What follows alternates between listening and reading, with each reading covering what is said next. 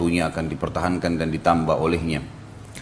Juga kita panjatkan salawat dan taslim kepada manusia terbaik, manusia yang telah menyampaikan kepada kita segala yang kita butuhkan untuk roda kehidupan di muka bumi dari tuntunan Sang Pencipta Allah, sehingga kita punya tuntunan dan tahu panduan mana halal, mana haram, mana yang boleh dan mana yang dilarang oleh Sang Pencipta, sehingga kita bisa selamat baik di dunia maupun di akhirat.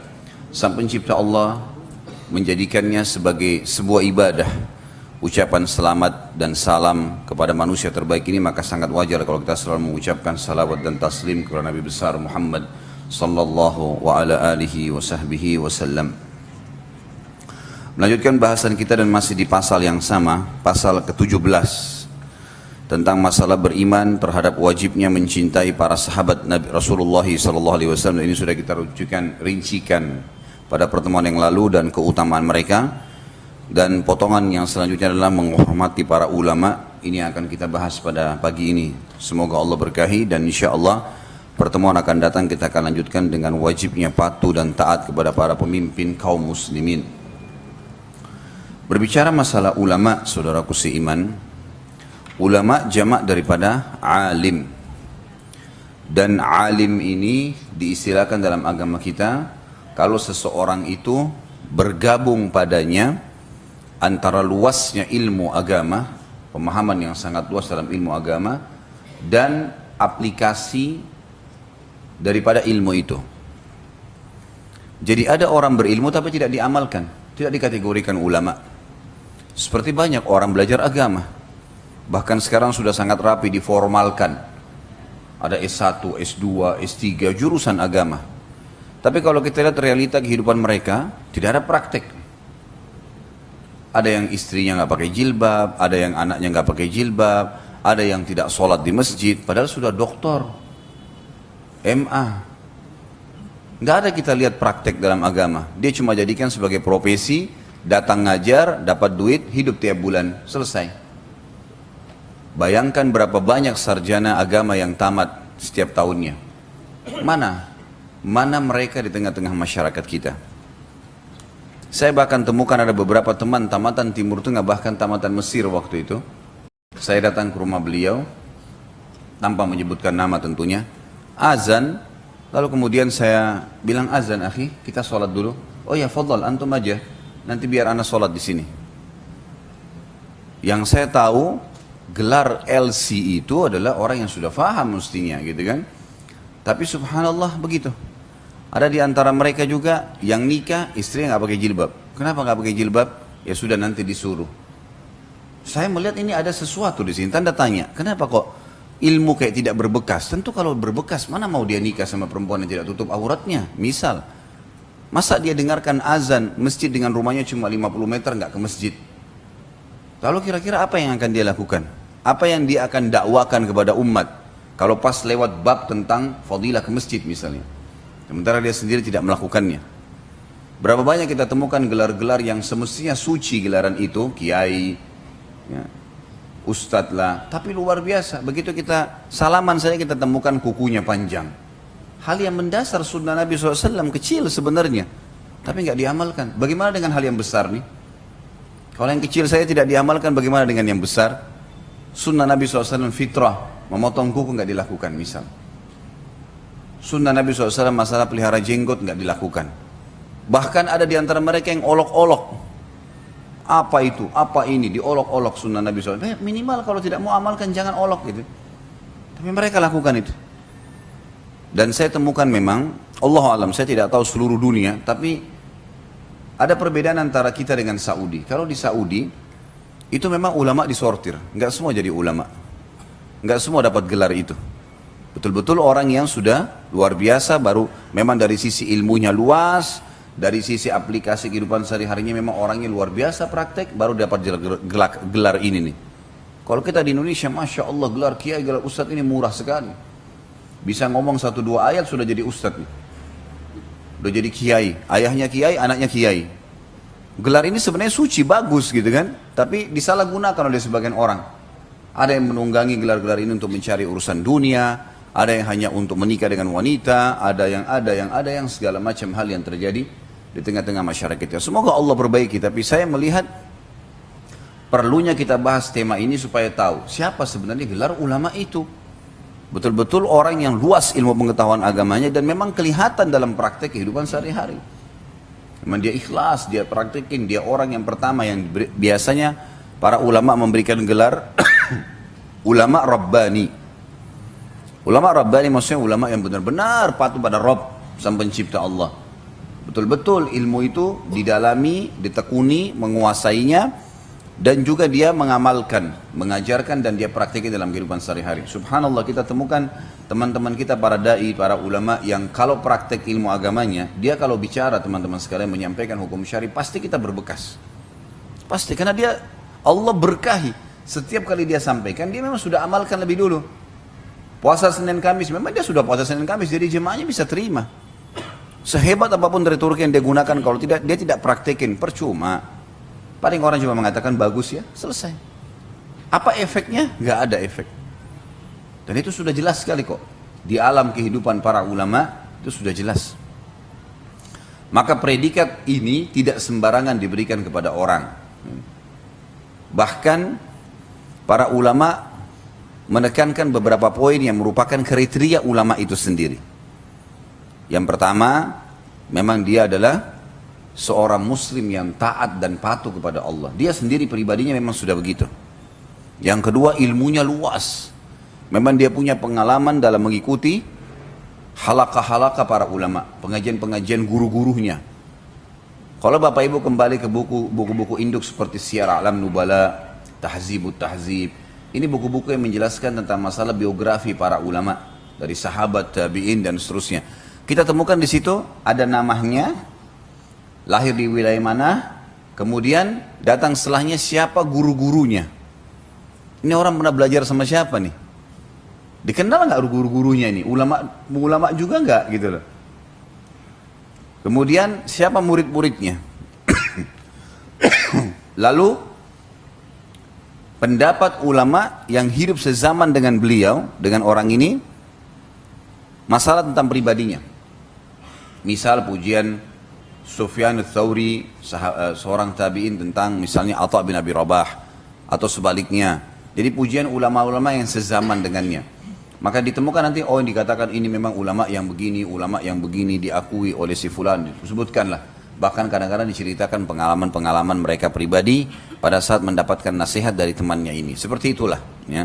Seperti itulah. Di Indonesia bahkan kita temukan ada orang, gitu kan, nggak ada hubungannya sama ilmu syar'i, tiba-tiba berujukan, punya kapabilitas ilmu, punya pemahaman yang luas, pengalaman-pengalaman dalam menghadiri majelisnya para ulama. Sampai Abu Yusuf rahimahullah, muridnya Abu Hanifah, tidak diizinkan oleh Abu Hanifah membuat halaqah pengajian sementara Abu Hanifah masih hidup. Disuruh belajar dulu sampai habis. Udah selesai meninggal Abu Hanifah, baru Abu Yusuf mengajar. Ini penting untuk digarisbawahi Bapak Ibu sekalian. Jadi memang tidak perlu dengan jumlah banyaknya dai, tapi yang perlu kualitasnya. Kualitasnya. Sekarang titel akademik yang mestinya baik, S2, S3, mestinya baik. Kita temukan sekarang ditunggangi oleh orang-orang yang tidak bertanggung jawab ini. Doktor tapi liberal, gitu kan. Islam bilang nggak boleh nikah lintas agama, nggak apa-apa nikah lintas agama. Lalu Al-Quran berbicara, Allah dibantah. Kita temukan mereka menganggap Al-Quran ini nggak apa-apa kalau dibanting, karena ini hanya tulisan. Padahal kalau tulisan dia sendiri diinjak-injak mungkin dia akan marah. Tapi seperti itulah. Setiap Islam mengatakan haram, dia mengatakan boleh. Islam mengatakan boleh, dia mengatakan tidak boleh. Alasan toleransi, alasan ini, alasan segala macam. Dan bagi orang-orang yang tekun dengan Islam, betul-betul tertuju ke arah para ulama Rabbani, itu dimusuhi. Ini garis keras lah, ini beginilah, ini segala macam. Ini jadi tanda tanya semuanya. Maka kita harus memberikan sebuah garis poin penting, masalah kriteria para ulama sendiri. Dianya muslim sejati yang mengamalkan, ilmunya luas, sudah punya pengalaman banyak dalam menghadiri halaqah-halaqah para ulama, mengenal para ulama-ulama dunia, mendengar fatwa-fatwa mereka, ya, membaca banyak buku. Ya. Ini termasuk hal yang penting untuk digarisbawahi. Kemudian yang ketiga adalah mereka memang mengaplikasikan ilmunya. Ini yang tadi saya bilang. Kita lihat memang dalam kehidupan sehari-hari orang ini memang muslim sejati. Kita lihat istri anaknya tutup aurat. Kita lihat dalam rumah tangganya memang semuanya serba islami. Azan dia paling pertama di saf pertama di masjid dekat rumahnya. Pengajian dia punya pengajian-pengajian, bedah buku, kajian yang benar gitu kan. Selalu kembalinya kepada Nabi SAW, kepada Al-Quran, kepada sahabat, kepada tabi'in. Kembali kepada ulama-ulama awal gitu. Mereka kembali kepada pendapat-pendapat Imam 4. Sehingga kita lihat orang ini dalam kehidupan sehari-hari selalu Islam saja. Kita duduk pun kepada dia ngomongnya masalah Islam, ngomongnya masalah hukum-hukum syar'i. Seperti itulah. Saya temukan ada sebagian orang bergelar sibuk tiap hari ngikutin sinetron sama dengan jamaahnya. Mungkin sinetron nggak apa-apa. Ya akhi, di situ dusta antara suami istri, dikatakan suami sebenarnya bohong. Kita nonton kebohongan itu? Nggak boleh ini. Pura-pura nikah, lalu dikatakan nggak masalah. Kemudian tampil yang bukan istri, bukan suami, bukan mahram, pegang-pegangan.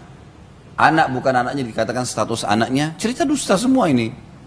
Kemudian tetap dia takut kepada Sang Pencipta Allah karena ilmunya berbekas pada dia. Ini harus digarisbawahi, dan ini kebanyakan orang yang mempraktekkan ilmu yang dia dapatkan. Bukan memilah-milah ya. Karena salah satu ciri ahli kitab, Allah mengatakan dalam Al-Quran dan Allah klaim mereka sebagai orang-orang yang kafir adalah afatu'minuna bi ba'dil kitab wa takfuruna bi ba'd. Apakah kalian beriman kepada sebagian Alkitab yang kalian suka, lalu kalian kufuri yang kalian tidak suka? Banyak orang begitu. Yang dia suka dia jalankan, yang tidak suka dia tinggalkan. Bagaimana caranya?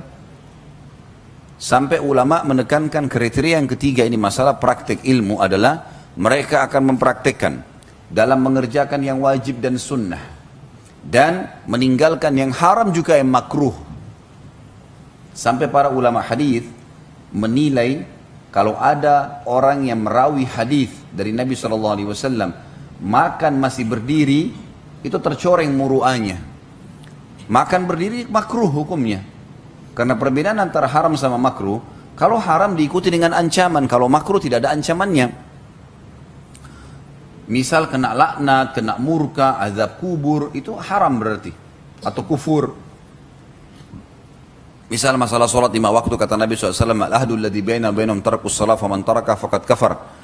Perbedaan dasar antara kami dengan orang kafir adalah meninggalkan sholat, sampai meninggalkannya maka dia telah kafir. Ada ancaman kafir, makanya kita tahu sholat 5 waktu itu wajib.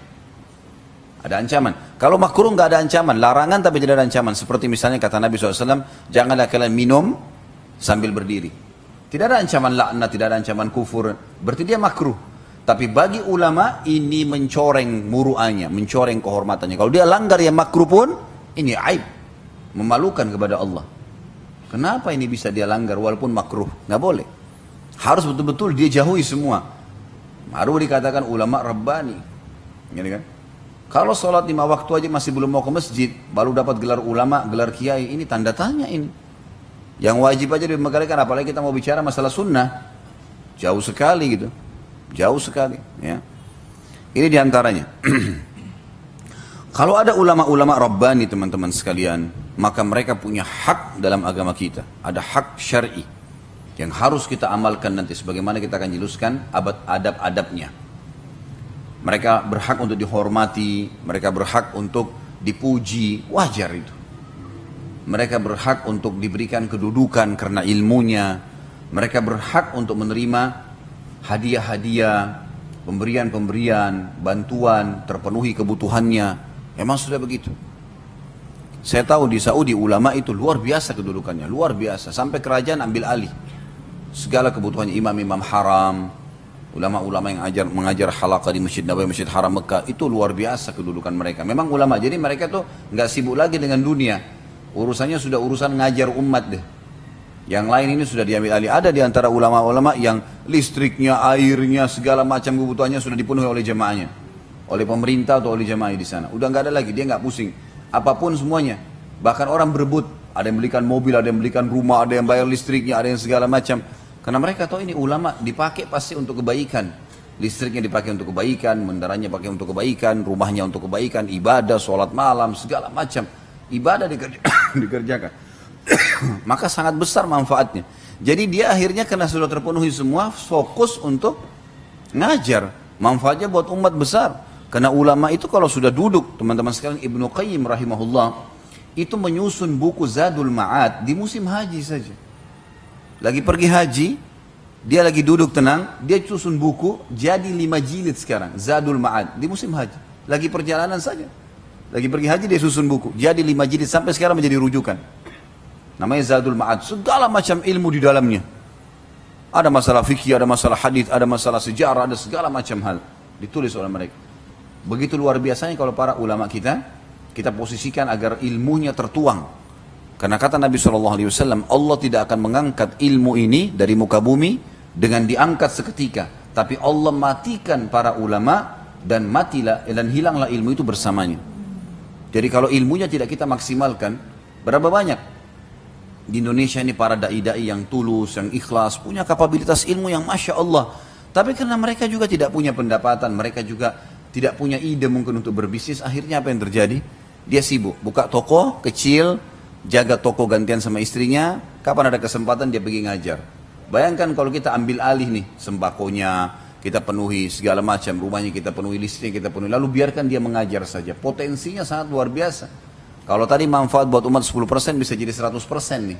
Nah, begitu luar biasa besarnya. Dan kita tahu orang-orang soleh seperti ini, kalau kita penuhi kebutuhan mereka, maka luar biasa pahalanya. Sampai kata Nabi SAW, La ya'kulu ta'amaka illa taqi wa la yashrabu syarabaka illa taqi. Jangan makan makananmu kecuali orang yang bertakwa, dan jangan minum minumanmu kecuali orang yang bertakwa. Nah, orang bertakwa ini predikat yang sangat dekat dengan para ulama. Karena mereka punya ilmu, mereka tahu mana yang harus diamalkan, mana yang lebih afdal, mana yang lebih ini. Saya tahu ada orang, subhanallah teman-teman, tidak pernah ketinggalan sholat malam. 30 juz Al-Quran diulangi tiap hari. Banyak mereka amal-amalnya, buku-buku, karya tulis yang ditulis, banyak. Saya temukan ada di antara mereka yang punya ilmu yang luas, naik motor, motornya sudah butut teman-teman sekalian. Bertemu dengan saya di pengajian, sampai saya tanya, ini antum punya kendaraan lain? Kebetulan saya tahu orang ini, sama-sama kami dulu kuliah di Madinah. Saya tahu orang ini dulu cum laude waktu di sekolah. Masya Allah luar biasa, ilmunya luas.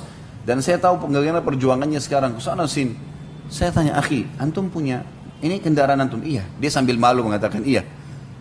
Ada kendaraan lain? Dia diam dulu, nggak ada Ustaz, dia bilang. Baik, Ana bilang, nanti Ana minta nomor HP antum, nanti insya Allah Ana hubungin antum. Saya langsung iklanin ke jamaah. Ini ada dai butuh motor, siapa yang mau dapat pahala segera nih. Setelah dikumpulin, saya beliin motor. Kita beliin motor, kasih ke dia. Masya Allah sekarang keliling sana sini juga masih menjalankan ceramah ini. Tapi orang ini memang luar biasa. Dari sisi kapasitas ilmunya, kapabilitas, kualitasnya itu luar biasa pokoknya. Saya kagum dengan orang itu karena saya tahu bagaimana dia sibuk baca buku, dia sibuk menulis apa segala macam, banyak manfaatnya. Dan banyak orang yang seperti ini. Cuma tidak diperhatikan. Kebanyakan kita terpengaruh dengan casingnya. Kalau sudah di orbit di media, oh ini casingnya bagus nih, sudah selesai. Mau masalah dia punya background agama atau enggak penting. Ini perlu digarisbawahi teman-teman sekalian. Kemudian dikatakan dalam subjudul kita, adapun sikap kepada para ulama, saya sudah jelaskan tadi masalah ulama, dan tokoh-tokoh Islam. Ternyata ada juga yang lain, yang dimaksud oleh Syekh Abu Bakar rahimahullah, dari para qurra. Qurra ini khusus diistilahkan bagi orang yang membaca Al-Quran, memiliki suara-suara yang indah, memiliki hafalan Al-Quran. Nah ini juga difokuskan, biasanya dikatakan para penghafal Al-Quran. Tentu tidak semua penghafal Al-Quran ulama, tidak semuanya. Jadi, ada orang hafal Al-Quran tapi bukan alim. Jadi memang mereka juga punya kedudukan karena cukup dengan menghafal Al-Quran itu sudah luar biasa kedudukannya. Kemudian juga disebutkan ada ulama ahli hadis. Di sini Syekh Abu Bakar rahimahullah mau merincikan poin pertama masalah ulama terbagi-bagi lagi. Ulama yang kelihatan memang dia memilih, ada ulama Masya Allah semua bidang dia kuasai. Dia kuasai tafsir, dia kuasai Al-Quran, dia kuasai hadis, dia kuasai fikih, dia kuasai sejarah, dia kuasai segala macam ilmu. Ada ulama enggak? Dia tahu secara umum, tapi ada fokus bidangnya, ada spesialisnya. Seperti dikatakan sini misalnya, ulama ahli hadis. Ada ulama memang fokus mempelajari hadis Nabi SAW. Dia menghafal sampai sekian puluh ribu hadis. dia menulis buku-buku tentang hadis, tentang mustalah hadis, yang fokus masalah hukum-hukum.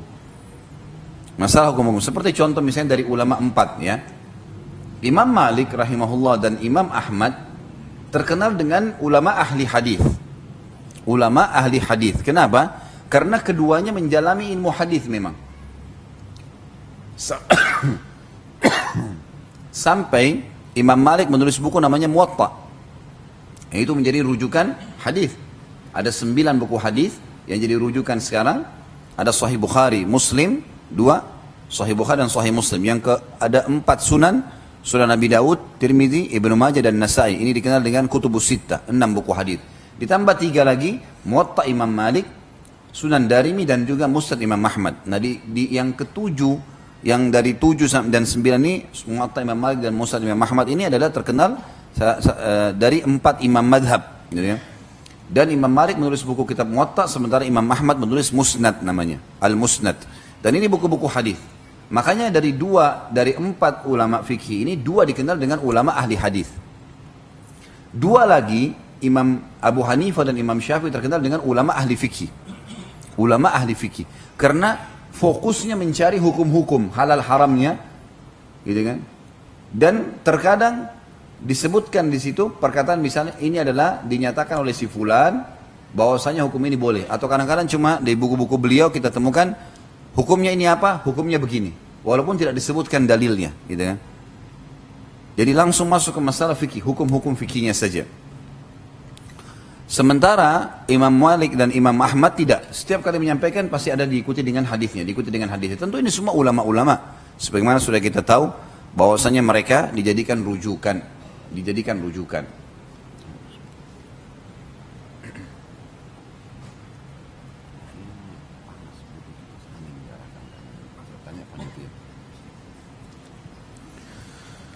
Jadi itu yang dimaksud dengan ulama ahli hadis dan ulama ahli fikih. Sudah jelas ya? Baik.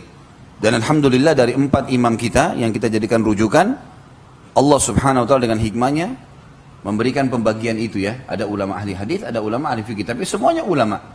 Semuanya ulama. Beliau mengatakan sekali lagi Syekh Abu Bakar rahimahullah, adapun sikap kepada para ulama dan tokoh Islam dari para qurra, ulama ahli hadis, ulama ahli fikih sebagai berikut. Yang pertama, mencintai mereka. Dan saya sudah pernah jelaskan teman-teman sekalian, cinta artinya apa? Pengorbanan dan pengabdian. Jadi kalau ada suami bilang pada istrinya, saya cinta sama kamu, atau istri bilang sama suaminya, saya mencintaimu, ini bukan cuma ucapan. Kalau mau betul-betul cinta yang betul adalah pengorbanan dan pengabdian. Lihat pada saat suaminya sakit, atau pada saat istrinya sakit, atau pada saat ada masalah, dia hadir nggak? Bukan cuma pada saat senang saja.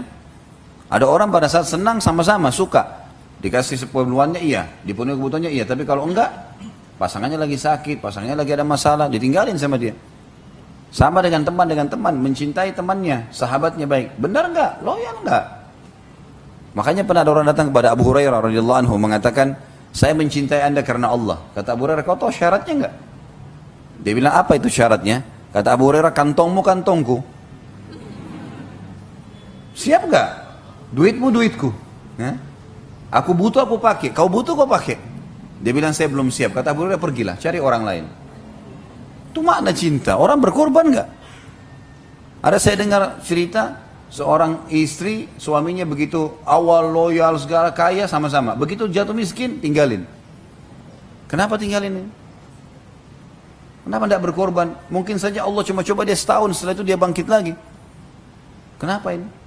Ada seorang suami juga begitu melihat istrinya karena kelihatan sudah tua ditinggalin. Kenapa ditinggalin? Kenapa? Harus sama-sama, gitu kan? Ya itu namanya kalau cinta. Kalau bohong ya lain, gitu kan? Kita namanya pengabdian dan pengorbanan memang di situ. Jadi kalau kita bilang saya mencintai Allah, saya mencintai Rasulullah SAW, apa yang kita harus lakukan? Pengorbanan dan pengabdian. Ambil hukum-hukum yang telah disampaikan sama Allah, amalkan, pertahankan. Seperti itulah.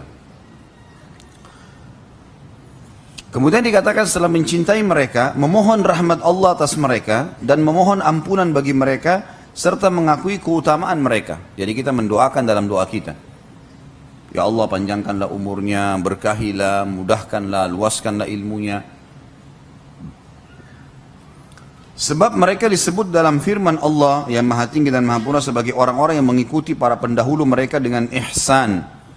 Maksudnya adalah para ulama pasti mengikuti ulama-ulama yang sebelumnya.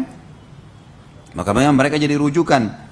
Allah meridhahi mereka dan mereka pun ridho kepada Allah. Di dalam sabda Rasulullah SAW, di dalam hadis riwayat Bukhari nomor 265 dan Imam Muslim 2535, khairukum qarni thumma alladhina yalunahum thumma alladhina yalunahum.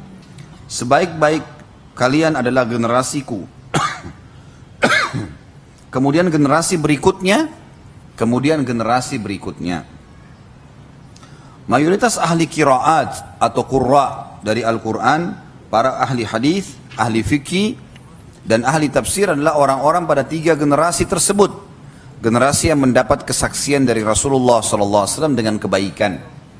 Berarti rujukan pertama ulama bagi umat Islam adalah para sahabat, para tabi'in, dan tabi'in.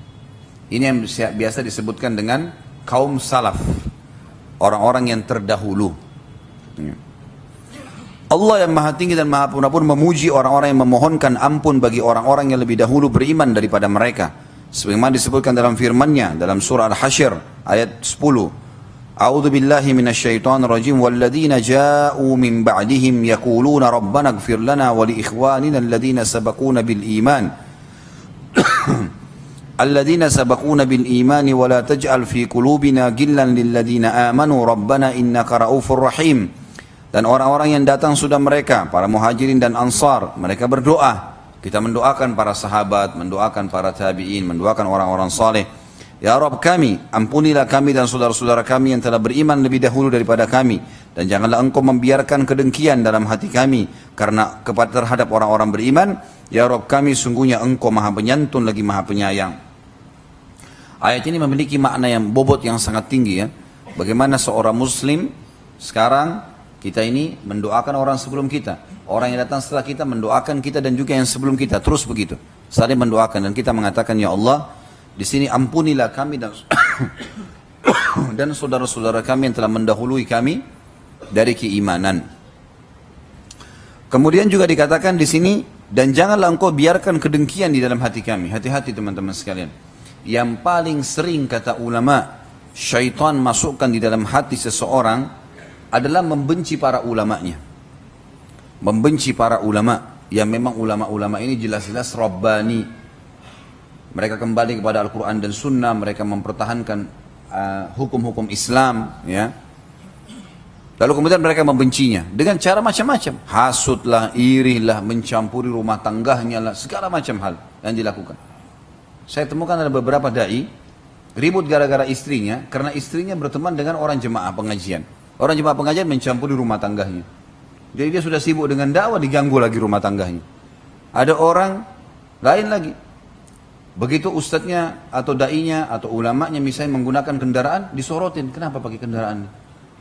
Kok ada kaya ya? Punya mobil ya? Memangnya dia juga bukan manusia seperti Anda? Hah? Memang dia nggak bisa beli mobil? Aneh. Seakan-akan ustadz itu aneh.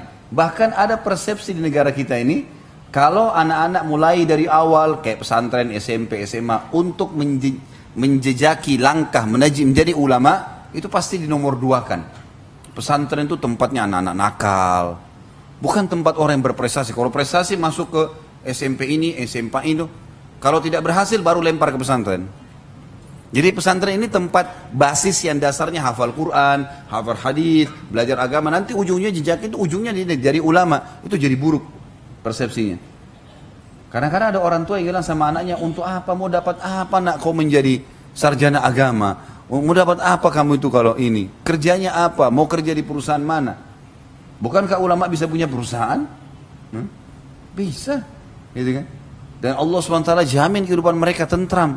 Mereka mengajarkan umat kebaikan. Bagaimana caranya kita anggap remeh dari awal loh ini? Dari masih kecil anak-anak kita sudah jatuhkan semangatnya untuk jadi ulama. Bukannya malah bangga. Ini terbalik semua. Dikatakan maka seorang muslim selalu memohonkan ampunan kepada Allah untuk setiap mukmin laki-laki dan perempuan. Muhammad kurang ke sini. kurang ke anak. Yang kedua, tidak menyebut mereka kecuali dengan kebaikan. Tidak mencelah atau mencemooh pendapat mereka. Perhatikan kalimat di sini, penting sekali. Tidak menyebut mereka kecuali dengan kebaikan. Kalau ada kebaikannya, kebaikannya disebutkan. Jangan cari kesalahannya orang. Manusia bisa salah. Tapi kalau ada kesalahan diluruskan. Tidak mencelah dan tidak mencemooh pendapat mereka. Karena ia tahu bahwa mereka adalah orang-orang yang berijtihad dengan penuh keikhlasan. Nggak boleh misalnya kita ikuti madhab Imam Ahmad lalu kita menyalahkan madhab Imam Syafi'i begitu saja. Orang ada pengikutnya. Hormatin. Gitu kan? Hormatin karena masing-masing punya dalil, punya pendapat, punya keterangan. Karena mereka adalah orang-orang yang berijtihad dengan penuh keikhlasan, maka seorang muslim selalu beradab terhadap mereka ketika mereka disebut. Ia lebih mengutamakan pendapat mereka daripada pendapat orang-orang yang datang sesudahnya dari para ulama, ahli fikih, ahli tafsir dan ahli hadis, dan tidak mengabaikan pendapat mereka kecuali karena ada firman Allah atau sabda Rasulullah SAW atau pendapat para sahabat Nabi yang bertentangan dengannya. Ya. Ini sekaligus juga saya mau ingatkan, banyak orang-orang di Indonesia saya nggak tahu dari mana pendapat ini mengatakan, oh itu belajar di Saudi berarti menjadi Wahabi. Apa itu Wahabi? Ada aliran sendiri. Saya jadi bingung ini, aliran apa ini Wahabi ini? Saya demi Allah Bapak Ibu sekalian, di atas meja ini saya bersumpah di rumah Allah ini, kalau kami waktu belajar di Madinah, belajarnya fikih semua 4 madhab. Wallahi teman-teman sekalian, kita selalu belajar hukum ini misalnya, Imam Syafi'i berpendapat begini, dalilnya ini. Imam Ahmad berpendapat begini, dalilnya ini. Imam Malik berkata gini, dalilnya ini. Imam Abu Hanifah berkata ini, dalilnya. Semua fikih kita pelajari begitu. Enggak pernah itu fokus ke satu madhab. Dan tidak pernah kami temukan ada dosen datang, kita madhabnya Wahabi ya. Jangan ikuti yang lain. Tidak pernah sama sekali gitu. Saya hadir di halaqah-halaqah para ulama, pernah saya hadir di halaqahnya Syekh Utsaimin rahimahullah, yang sekarang dianggap itu pentolannya Wahabi lah segala. Dalam majlisnya beliau sebutkan, Imam Ahmad berkata begini, Imam Syafi'i berkata begini, ini pendapatnya begini. Kembali kepada ulama-ulama sebelumnya kok, gitu kan? Ulama-ulama sebelumnya dianggap itu buat madhab baru. Sama sekali tidak. Kami ini yang belajar, kami tahu belajar. Bahkan tulisan tangan saya masih ada sekarang. Saya masih simpan beberapa tulisan waktu S1 dulu, yang saya tulis beberapa penyampaian dosen-dosen di kelas. Dan tidak pernah mereka mengatakan, nanti kalian ikut ini ya. Enggak. Ini dalilnya masing-masing, silahkan ikuti. Enggak pernah itu ada penyebutan, kalau memang betul itu Wahabi madhab, kenapa dia enggak bilang? Kan bisa dibilang, tapi madhab kita Wahabi. Bisa. Dan tidak usah dengar yang lain. Enggak pernah, demi Allah enggak pernah. Sama sekali. Dan saya selalu sarankan, agar semua orang-orang yang menuduh seperti ini, kalau lagi umroh atau haji, saya sarankan coba duduk di halaqah para ulama di Masjid Haram Nabawi, Masjid Haram Makkah dan Masjid Nabawi. Anda kan ngerti bahasa Arab, coba duduk deh. Dengarin tuh apa yang mereka bilang dari awal. Saya kalau lagi umroh, memang kalau ibu-ibu nggak bisa tentunya karena ibu-ibu sendiri. Kalau bapak-bapak sering ikut sama saya kalau saya lagi umroh. Kadang-kadang kalau di Madinah, saya pindah ke halaqahnya ulama ini, misalnya malam ini. Saya bilang ini loh Pak terjemahannya, duduk beberapa orang saya terjemahkan. Ini beliau berbicara, letterless saya terjemahkan. Hukumnya ini, kalau Allah, kalau Rasul, Allah berfirman, Rasulullah bersabda. Kalau ada pendapat ulama, diangkat pendapat para sahabat, para tabi'in, para tabi'in, imam 4. Enggak ada perkataan Wahabi, enggak pernah ada keluar. Enggak pernah ada ini fitnah ini, enggak pernah ada sama sekali. Kemudian saya terjemahkan. Setelah saya terjemahkan, bagaimana Pak pendapatnya? Bagus ya Ustadz ya. Semua ada dalilnya, iya. Ini yang diklaim di Indonesia Wahabi. Besok pindah lagi ke halaqah subuh, kadang-kadang malam ada pengajian, subuh ada pengajian lagi, saya pindah lagi ke ulama yang lain. Ini yang lain ya Pak ya. Ini dia ceramah tentang ini, tentang ini. Pasti tidak mungkin orang bisa sembunyikan kalau memang dia punya madhab tertentu. Dia bicara kan, pasti dia sampaikan, gitu kan. Ini loh, saya terjemahkan 1 jam, 1 jam seperempat, sudah selesai. Ini loh yang mereka bilang, bagaimana Pak pendapatnya? Iya, semua ada dalilnya. Ini yang diklaim Wahabi di Indonesia. Besok malam pindah lagi halaqah ulama sana. Segitu juga. Di Mekah juga kadang-kadang gitu. Cuma di Mekah agak padat. Karena kegiatan ini kita padat dengan pengajian. Maka saya tidak bisa terlalu fokus di situ. Apalagi kadang-kadang banyak jemaah yang fokus dengan tawaf dan seterusnya. Di Madinah agak senggang. Maka kita lakukan di Madinah. Tapi saya sarankan teman-temannya coba. Sebelum memvonis orang, menyalahkan orang. Coba hadir, dengarin. Kalau emang ada sesuatu yang salah, tanyain. Kan ngerti bahasa Arab kan, tanya. Mereka terbuka, habis pengajian selalu buka pertanyaan. Angkat tangan, Syekh, saya mau tanya begini. Coba tanya. Dan selama ini pernah temukan nggak ada sholat yang beda dengan Masjid Haram Mekah dan Madinah? Ini Bapak Ibu yang pernah haji dan umrah. Ada sholatnya beda? Hah? Yang anehnya, orang-orang yang mengklaim itu Saudi itu Wahabi segala macam, gitu kan?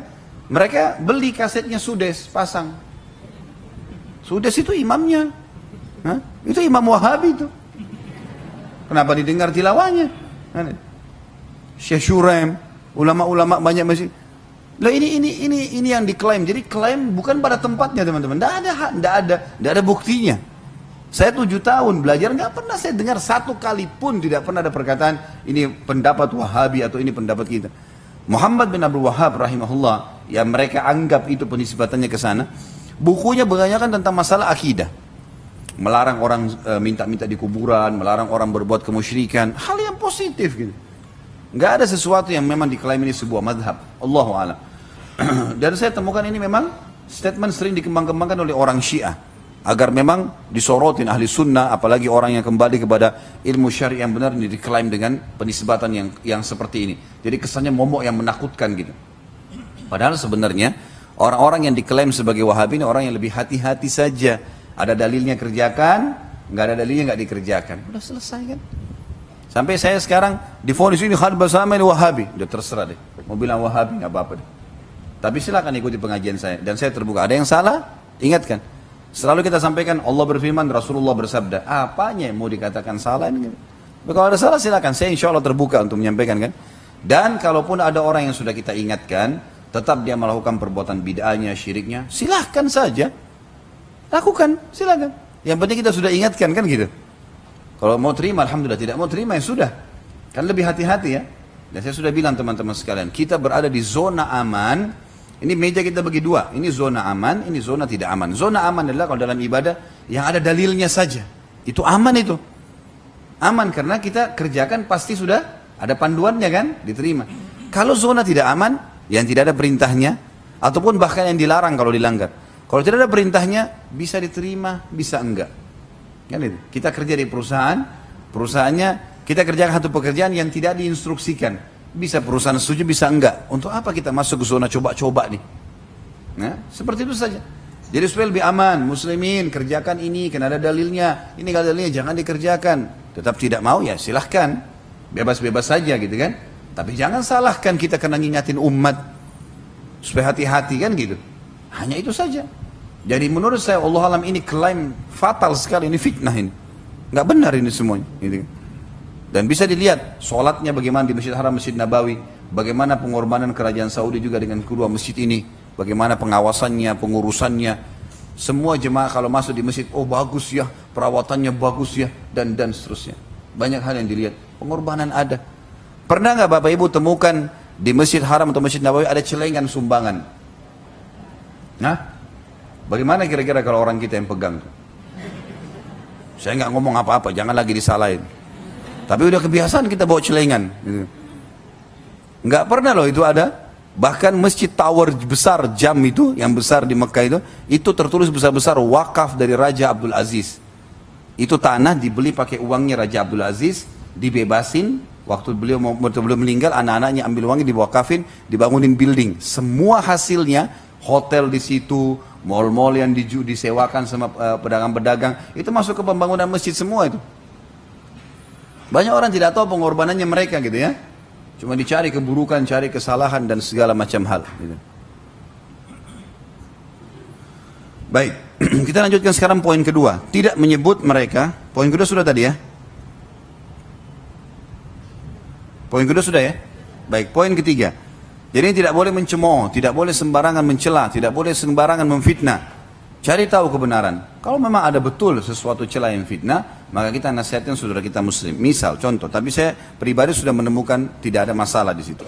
Yang ketiga, meyakini bahwa apa yang telah dibukukan atau ditulis oleh 4 tokoh ulama terkemuka seperti Imam Malik, Imam Syafi'i, Imam Ahmad dan Imam Abu Hanifah, pendapat dan madhab yang mereka anut tentang berbagai masalah agama dan fikih adalah bersumber dari Al-Quran dan Sunnah Rasulullah SAW.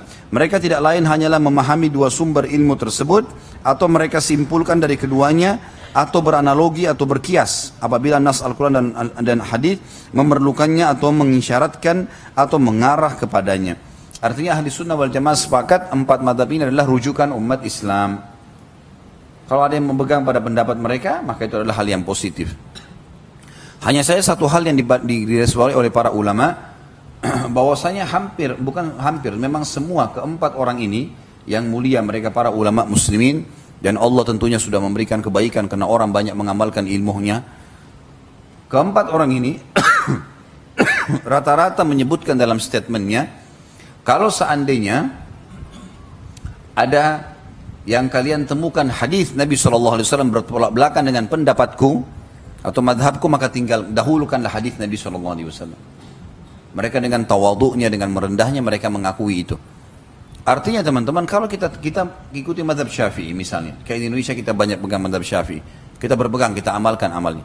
Tapi bukan mustahil kalau kita temukan ternyata di satu bahasan fikih ada pendapat Imam Ahmad lebih kuat misalnya, atau pendapat Imam Malik lebih kuat, dan dalilnya lebih kuat. Sebagai penuntut ilmu boleh kita ambil pendapat itu, tanpa kita mengurangi penghormatan kepada Imam Syafi'i, dan kita globalnya mengikuti pendapat beliau. Semua rahimahumullah. Jadi contohnya begitu, penuntut ilmu bisanya begitu. Jangan fanatik pada satu pendapat walaupun kita temukan dalil yang lebih kuat, gitu kan? Walaupun juga dari sisi lain kita tidak boleh salahkan orang yang menjalankan. Udah, karena para ulama ini memang dikatakan di sini disepakati keempatnya bersumber dari Al-Quran dan Sunnah Nabi Sallallahu Alaihi Wasallam. Yang keempat, berprinsip bahwa mengambil pendapat yang telah dibukukan oleh salah satu dari para imam ulama tentang masalah-masalah fikih dan agama adalah boleh, dan boleh mengamalkannya merupakan pengamalan terhadap syariat Allah. Selagi tidak bertentangan dengan nas sharih atau sebuah dalil yang gamblang, lagi sahih, baik dari nas Al-Quran maupun nas sunnah Nabi atau sunnah Rasulullah Sallallahu Alaihi Wasallam. Sebab ia tidak berhak mengabaikan firman Allah atau sabda Rasulullah SAW karena pendapat seseorang, siapapun dia. Allah yang maha tinggi dan maha mulia telah berfirman dalam surah Hujurat ayat 1. A'udzu billahi minasyaitonir rajim. Ya ayyuhalladzina amanu la tuqaddimu baina yadayillahi wa rasuli wattaqullah. Al-ayah. Hai orang beriman, janganlah kalian mendahului Allah dan Rasulnya, dan bertakwalah kepada Allah. Maksudnya kalau ada pendapat Allah, ada firman Allah, ada sabda Rasulullah SAW, walaupun kita sedang berpegang pada madhab tertentu dari 4 madhab ini, ternyata ada dalil yang lebih kuat, maka kita harus mendahulukan Allah dan Rasulnya. Terlebih lagi para imam 4 ini sudah memberikan statement mereka, kalau ada dalil ya sabda Rasulullah SAW yang bertolak belakang dengan pendapatku, maka ambillah sabda Nabi SAW. Ada beberapa asar yang Imam Syafi'i mengatakan semua yang sesuai dengan hadis Rasulullah SAW adalah madhabku. Artinya kalau ada pendapatku bertolak belakang dengan hadis, dahulukan hadis itu. Dengan tetap kita menghormati para imam atau para imam-imam kita ini. Surah Al-Hasyr ayat 7 juga berbunyi, A'udzu billahi minasyaitonir rajim, wa ma ataakumur rasulu fakhudhu wa ma nahakum anhu fantahu. Apa yang diberikan Rasul kepadamu maka terimalah ia, dan apa yang dilarang bagimu maka tinggalkanlah. Artinya kalau ada pendapat Nabi SAW, ada hadis Nabi SAW sampai kepada kita, walaupun dalam madhab ini masih belum ada, maka kita dahulukan hadis Nabi SAW. Gitu kan? Jadi bukan mustahil, memang dalil masih ada yang belum sampai.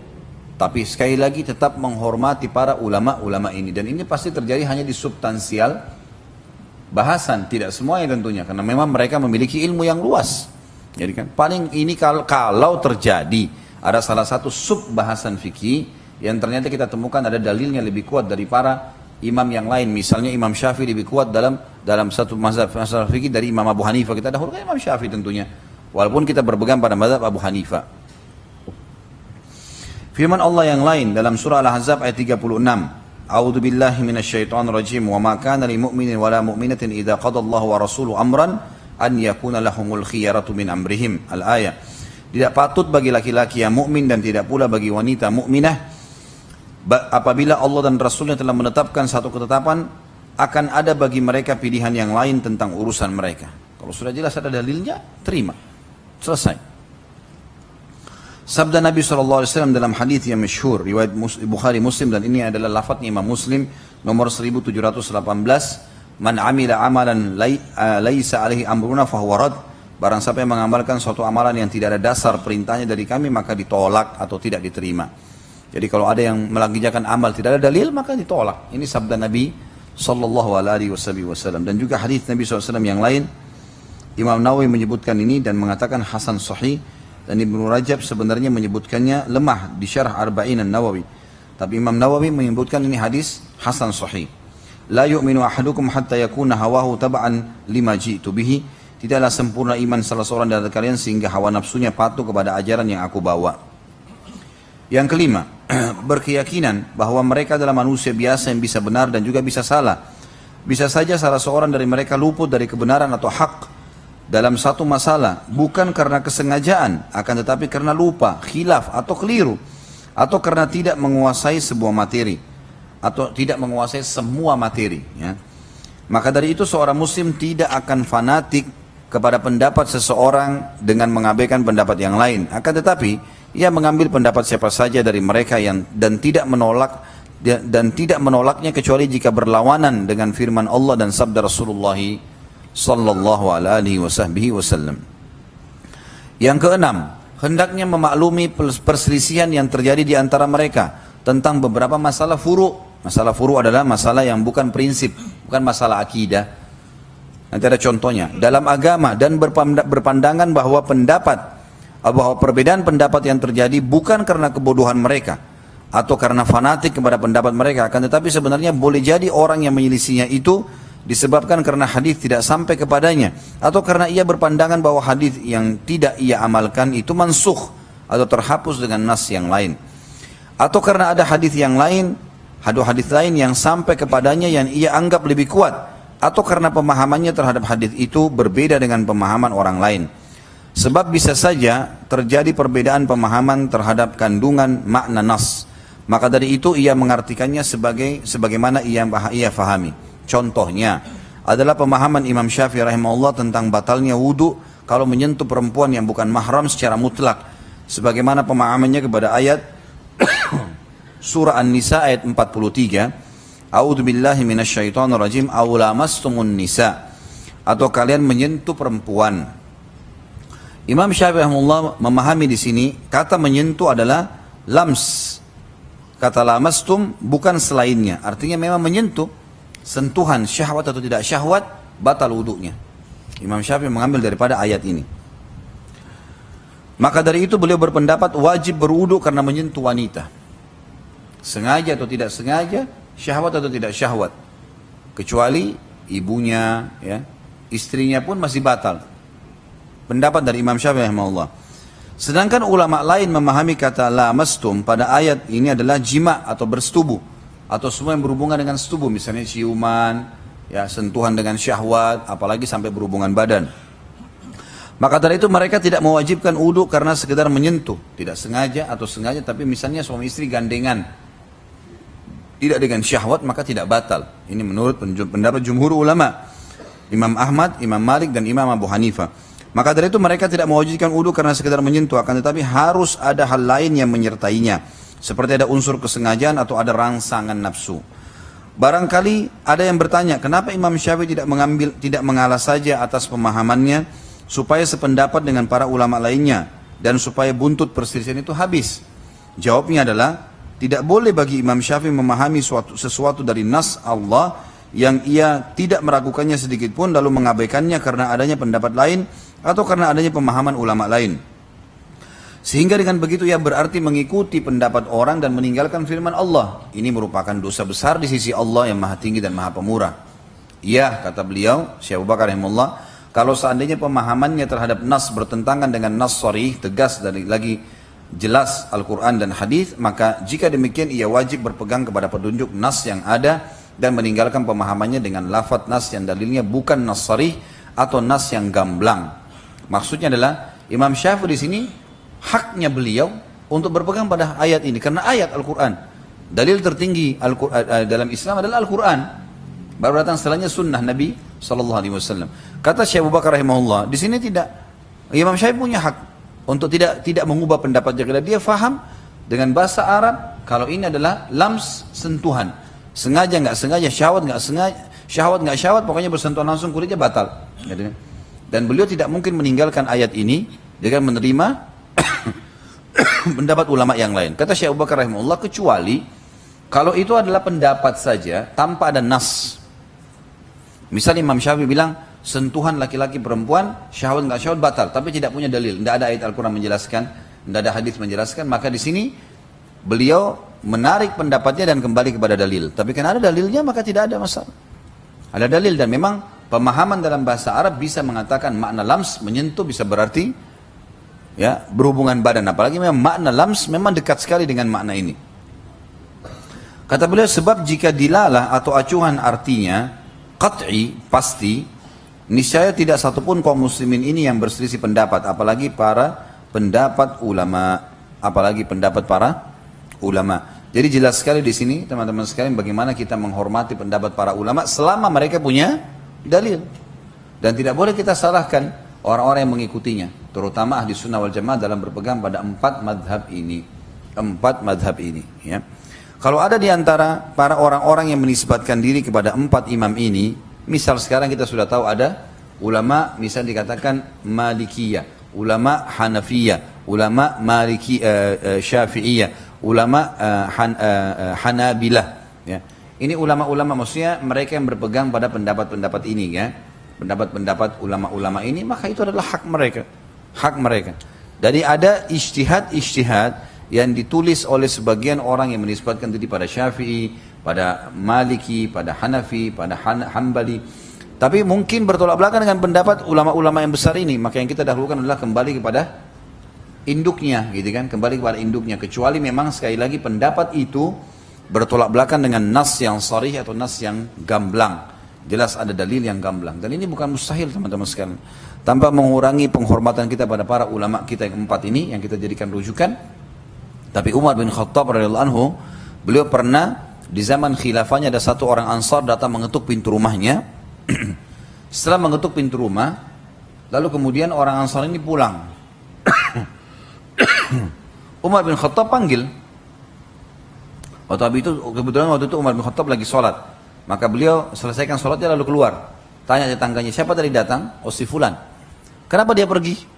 Kenapa dia nggak tunggu saya? Kalau seandainya yang dia lakukan ini tidak ada dalilnya dari Nabi SAW, tidak ada dalilnya dari Nabi SAW, maka saya akan hukum dia. Dipanggil kembali. Ternyata orang ini sahabat Nabi juga, orang Ansar. Kata Umar, apa yang membuat kau pergi tanpa menunggu saya? Pasti kau punya hajat kan? Kenapa pulang? Kata orang itu, saya mendengarkan Rasulullah SAW bersabda, bila seseorang di antara kalian mengetuk pintu rumah saudaranya 3 kali dan tidak dibukakan, maka pulanglah. Ya kan? Karena mungkin saudaranya punya hajat yang tidak mau diganggu ataupun dia tidak ada di tempat, gitu kan? Adabnya 3 kali ketuk. Saya sudah ketuk 3 kali. Ternyata Umar bin Khattab berkata, Umar bin Khattab itu belum pernah mendengar hadis itu. Padahal beliau adalah mertua Nabi, beliau sahabat yang mulia, sahabat Nabi. Ada hadis yang belum didengar. Kata Umar bin Khattab kepada dia, siapa jadi saksimu? Siapa yang dengar lagi hadis ini? Dia bilang ada banyak, dipanggillah. Banyak orang Ansar, mungkin lebih dari 10 orang. Si fulan, ini semuanya yang mendengarkan. Mereka semua berikan kesaksian, maka Umar bin Khattab pun menerima penyampaian tersebut. Jadi kalau Umar saja ada hadis yang tidak sampai kepada beliau, apalagi generasi setelahnya kan? Tapi sekali lagi, bukan berarti tidak menghormati pendapat. Boleh orang berpegang pada pendapat, tapi kalau ada pendapat yang tidak punya dalil, hanya kias, hanya perumpamaan, ternyata ada pendapat lain di antara 4 ulama ini punya dalil, maka kita dahulukan dalilnya. Tetap kita boleh berpegang pada, bisa saya mengatakan saya Syafi'i, saya Maliki, bisa saja itu. Karena dia dominan hukum fikihnya diambil dari imam-imam ini, maka itu tidak ada masalah. Allahu a'lam. Jadi ini perlu digarisbawahi tentunya supaya tidak ada kesalahpahaman. Ada pertanyaan nggak?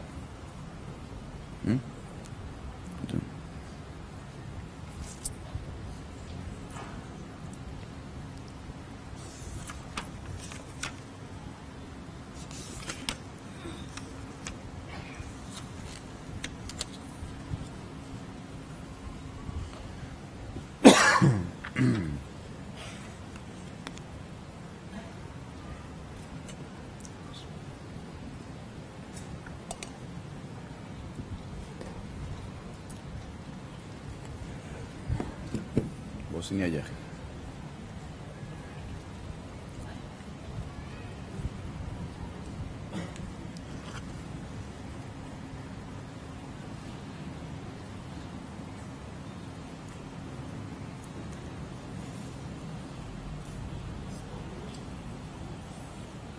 Setahu saya kalimat Habibullah hanya gelar untuk Rasulullah sallallahu alaihi wasallam. Kenapa ada yang mengaku Habib?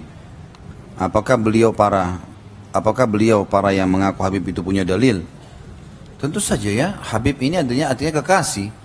Tapi kalau dikatakan Habibullah itu hanya julukan Nabi sallallahu alaihi wasallam, maaf saya pribadi tidak pernah tahu itu ya.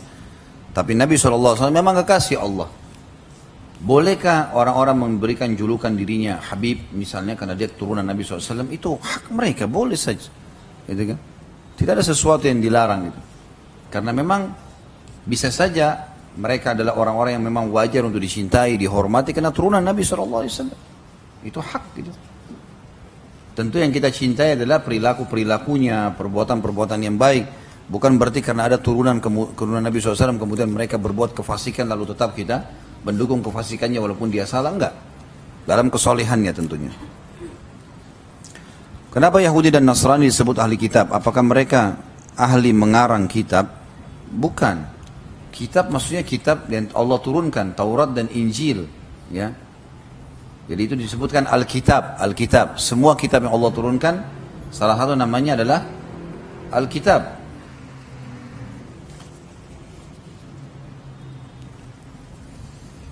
Jadi penyebutan Alkitab adalah yang dimaksud kitab yang Allah turunkan. Jadi ahli kitab maksudnya orang yang pernah mengikuti kitab Taurat dan Injil. Selama ini saya berkeyakinan jika sudah berwudu lalu tersentuh tak sengaja dengan non mahram maka wudu batal. Tapi jika ada satu kondisi di mana saya sudah menjaga wudu lalu pas keluar rumah tersentuh tidak sengaja dengan non mahram dan untuk berwudu kembali susah kondisinya, apakah boleh berkeyakinan wudu saya tidak batal? Tentu saja. Khusus masalah ini adalah orang kalau berpegang pada madhab Syafi'iyah dan berpegang pada pendapat tadi yang sudah kita sebutkan, aula mastumun nisa, ya dia batal gitu kan. Tapi kalau kita mau menuntut ilmu dan melihat bahwasanya pendapat jumhur ulama, karena memang di sini Imam Malik, Imam Abu Hanifah dan Imam Ahmad berpendapat kalau tidak batal kecuali dengan syahwat atau disengaja ya. Itu berpendapat pada hadis dan hadis ini memang hadis sahih riwayatkan Imam Bukhari bahwasanya Nabi Aisyah berkata oleh Allah Nabi SAW pernah keluar ke masjid, pernah mengecupku lalu keluar ke masjid ya, kemudian sholat menjadi imam dan tidak berwudu lagi. Jadi kecupan Nabi SAW kepada Aisyah adalah kecupan sayang seorang suami pada istrinya dan tidak diikuti dengan syahwat. Mungkin salaman, mungkin cium tangan kayak sekarang, misal. Maka itu sesuatu yang dalam pendapat jumhur ulama tidak dihitung membatalkan wudu. Karena ini ada dalilnya maka jumhur ulama mengatakan dipegang pada hadis ini. Dilihat, dirincikan apakah dia syahwat atau tidak. Dalam mazhab Syafi'i juga ada keadaan di mana sebagaimana disebutkan oleh para ulama Syafi'iyah yang sekarang yang mutaakhirin, ada hal yang perlu digarisbawahi, batalnya wudu ini kalau di tempat yang tidak ramai. Kondisinya memang tidak memungkinkan. Seperti misalnya terjadi badai, orang lagi diserang oleh musuh, tersentuh, atau misalnya orang lagi tawaf desak-desakan. Maka ini juga masuk dalam hal daruri yang tidak membatalkan wudu, karena dia tidak bisa. Ini contoh saja, bahwasanya memang masih ada toleransi dalam masalah pendapat ini. Wallahu a'lam.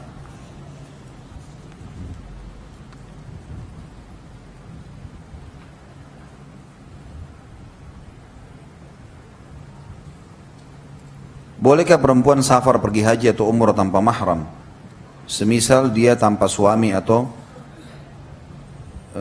apa ini? Ini sudah pernah saya jelaskan ya, tidak boleh, tidak usah safar.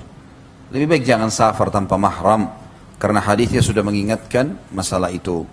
Dan ini sudah pernah saya paparkan panjang lebar hadis Nabi SAW, tidak halal bagi perempuan yang beriman kepada Allah dan hari akhir untuk safar perjalanan sehari semalam tanpa mahram. Jadi harusnya dijauhi, dihindari. Ya. Kalau belum ada ya sudah sabar saja. Sabar saja insya Allah.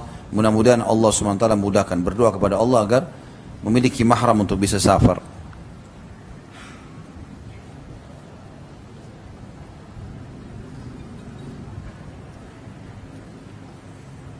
Bagaimana saya harus bersikap kalau ada kakak yang mengatakan hati-hati pengajian salafi anti maulid?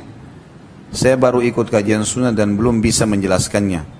lingkungan keluarga masih fanatik dengan perayaan ini.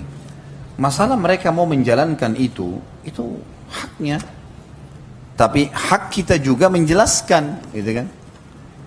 Kalau kita tidak pernah menemukan dalil-dalil yang nyata, yang sharih tentang masalah adanya Nabi SAW merayakan hari raya beliau, hari lahir beliau. Para sahabat juga tidak pernah melakukannya, gitu kan? Dan kebanyakan orang yang ditanya ini, pernahkah Nabi contohkan, lakukan seperti persis yang Anda lakukan ini? Duduk, berdiri, bacakan salawat, pernahkah Nabi lakukan? Bahkan sekarang bukan cuma setahun sekali. Ya, pindah rumah, baca maulid, mau pergi haji, baca maulid, mau pergi umrah, baca. Ini sudah bukan lagi hari lahir ini, gitu kan? Sudah kemana-mana bahasannya.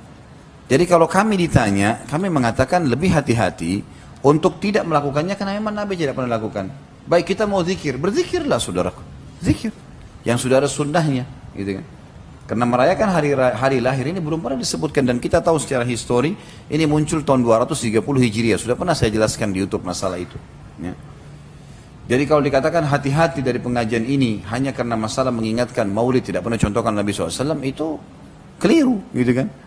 Karena kita tidak boleh menilai dari substansial itu saja. Pasti ada argumennya kenapa disampaikan. Gitu. Saya pribadi mengatakan bahwasanya kalau memang orang-orang ini sudah diingatkan tetap tidak mau, ya sudah silahkan. Sudah diingatkan nggak mau tetap menganggap benar, ya sudah tanggung jawab Anda dengan Allah Subhanahu Wa Taala, gitu kan? Tapi jangan mengklaim kalau misalnya kita tidak melakukan maulid lalu berarti orangnya tidak cinta sama Rasulullah SAW. Ini salah ini. Bagaimana caranya? Untuk apa kami dakwah? Untuk apa kami sampaikan memperjuangkan sejarah Nabi, memperjuangkan hadis-hadis Nabi SAW, memperjuangkan ayat-ayat Al-Quran yang beliau terima dari Allah Sang Pencipta? Untuk apa kita jaga kemurniannya kalau kita tidak cinta dengan baginda Nabi SAW? Jadi ini pemahaman yang salah kalau dianggap kita tidak cinta hanya karena tidak melakukan maulid Nabi SAW. Kalau apa yang harus dilakukan di sini tentu saja nasihatin dan tetap kita tidak boleh putus silaturahim, tetap kita berlanjut hubungan, tetap kita saling menghormati, ya. Kita cukup mengingatkan, selesai, gitu.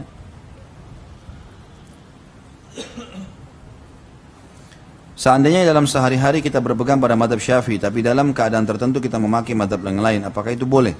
Apakah itu tidak termasuk pelin-pelan? Tentu saja boleh. Tidak ada masalah, tidak pelin-pelan. Kita mayoritasnya pegang sama madhab Syafi'i. Misal kayak kita di Asia Tenggara, nggak ada sesuatu yang salah di situ. Tapi kalau misal tadi sudah kita jelaskan, kalau ada di antara 4 pendapat ulama ini memang dalilnya lebih kuat, gitu kan? Dan kita temukan memang dalilnya sharih, gamblang, maka boleh kita berpegang mengambil madhab lain dalam sub-bahasan itu, gitu kan? Yang pelin-pelan itu kalau seandainya orang menemukan misalnya dalam madhab Syafi'i dalilnya jelas, dia temukan dalam madhab Abu Hanifah misalnya dalilnya kurang jelas, tapi karena dia butuh dia pindah ke madhab Abu Hanifah di masalah ini. Nggak bisa ini, nggak boleh karena dalilnya lebih kuat. Seperti contoh banyak orang karena mau menghalalkan menikahnya seorang janda tanpa wali, gitu kan? Maka mereka pegang pendapat Abu Hanifah. Katanya Abu Hanifah ada yang mengatakan di antara pendapatnya kalau boleh janda menikahkan dirinya tanpa walinya. Padahal ini pendapat yang sangat lemah dari Abu Hanifah rahimahullah. Dan ada pendapat beliau yang mengatakan seperti jumhur ulama, seperti Imam Syafi'i, Imam Ahmad dan Imam Malik berkata tidak boleh. Janda pun tetap pakai wali karena hadis Nabi SAW, la nikah illa biwali, tidak nikah kecuali dengan wali, itu jelas, sharih, gamblang.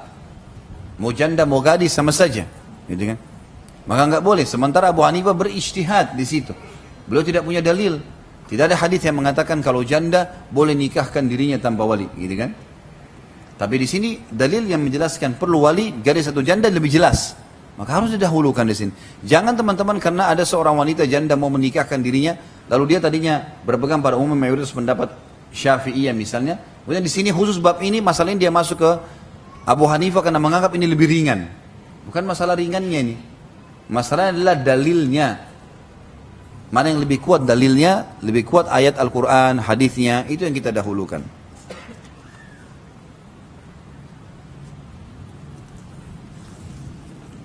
Rujukan imam yang 4 tadi, kenapa ahli sunnah tidak pernah atau jarang sekali mengambil pendapat Imam Ja'far cucu Rasulullah SAW? Dan bagaimana kita harus menyikapi hadis dari rawi beliau? Tentu yang dikenal dari orang yang sudah ternisbatkan di zaman mereka, bukan sekarang, bukan baru sekarang, di zaman dulu, itu sudah menjadi rujukan 4 imam ini. Dan diakui oleh ulama-ulama di zamannya. Kalau masalah adanya diambil dari fikih Imam Ja'far, dikatakan Ja'far rahimahullah, ya, radhiyallahu anhu majma'in, adalah orang yang sangat mulia. Tetapi belum dikenal secara khusus madhab dari Ja'fariyah, kecuali sekarang yang dipegang oleh orang Syiah, dan mereka riwayatnya tidak jelas dari mana ini. Maka kalau Ja'far yang saya tahu banyak dinukil dari statement masalah keimanannya misalnya, gitu kan. Ada, kalau saya tidak salah satu ceramah saya berhubungan dengan ulama-ulama tabi'in. Di antaranya ada bahasan tentang Ja'far as-Sadiq, gitu kan. Bagaimana memang dia terkenal dengan ilmunya yang luas, gitu kan. Tapi dikatakan madhabnya ada. Ini Allahu alam, kita dalam ahli sunnah wal jamaah tidak pernah menemukan khusus madhab begitu, gitu kan. Yang kita tahu adalah di zaman itu dulu sudah terkenal 4 imam. Jadi 4 imam ini bukan baru sekarang kita nisbatkan, ya. Memang di zaman mereka masih hidup.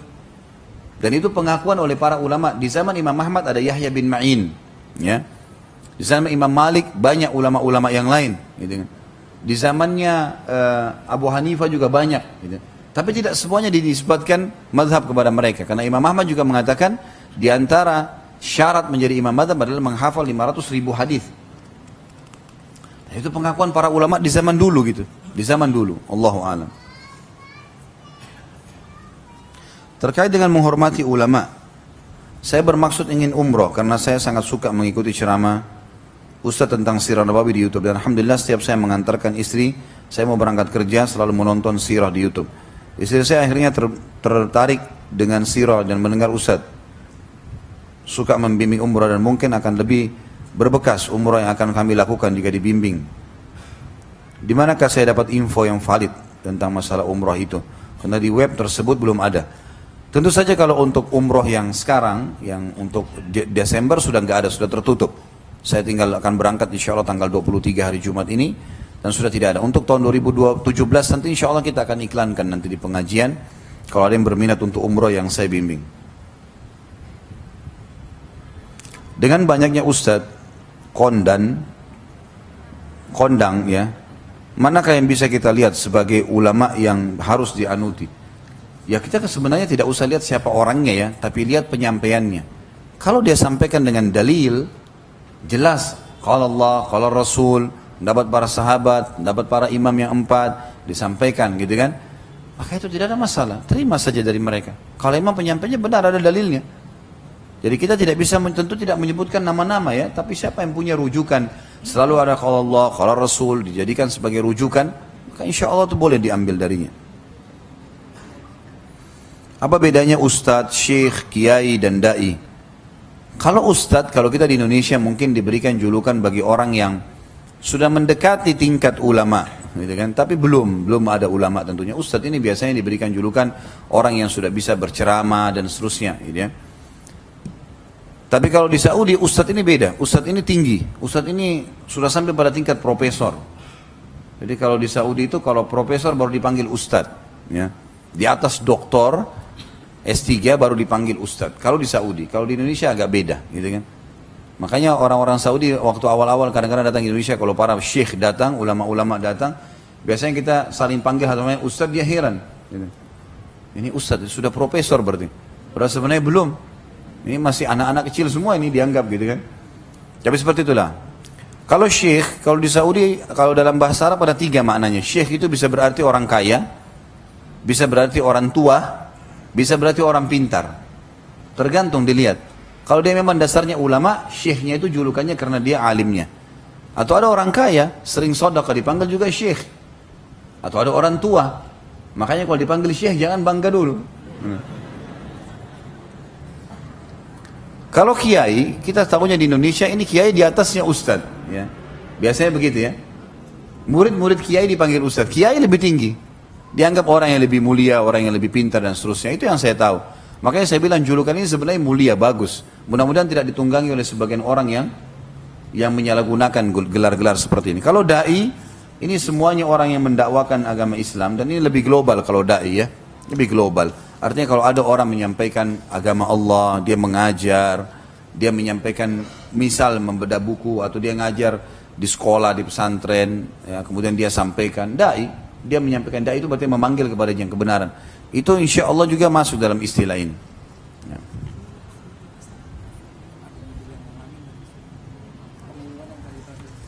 Mana itu? Ada mobil B1992 TKP Honda Jazz Silver menghalangi mobil yang lain.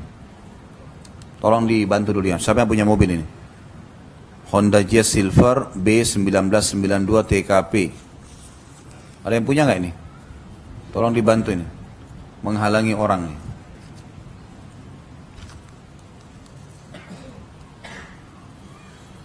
Saya telah menganggap Ustadz sebagai alim. Masya Allah.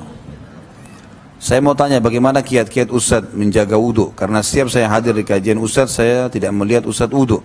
Saya berpikir karena Ustadz menjaga wudhu. Saya bukan alim. Saya hanyalah da'i yang menyampaikan agama Allah. Ya.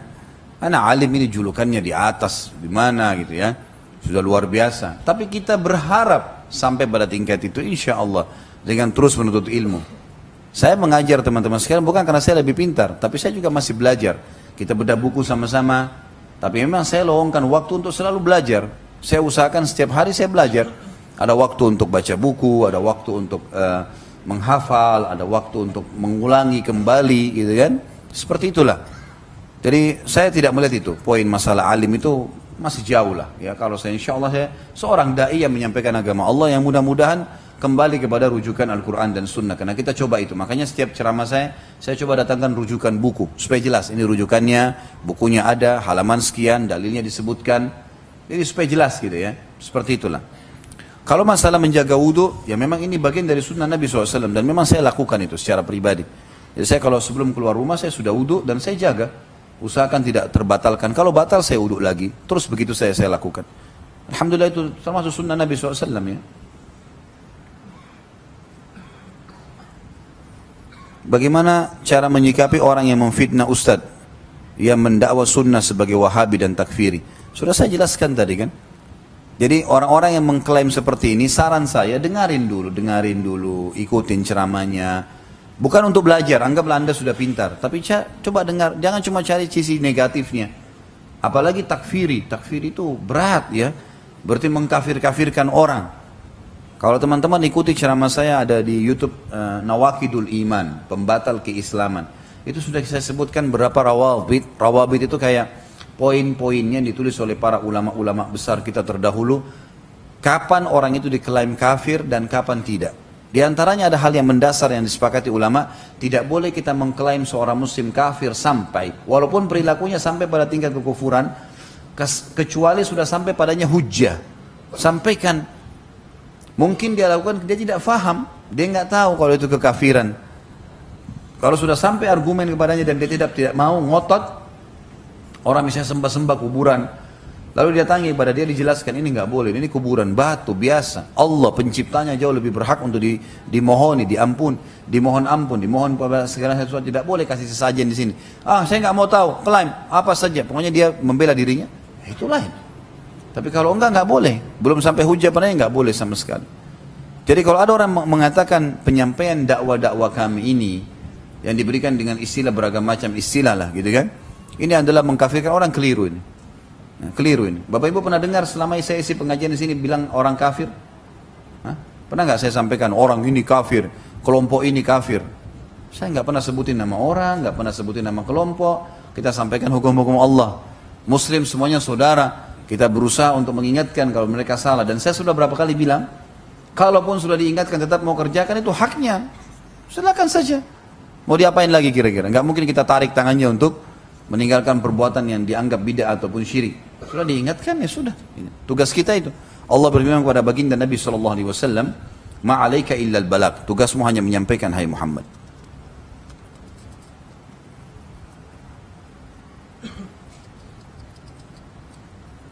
Saya mendengar ceramah Ustaz kalau sholat mata tertuju ke tempat sujud.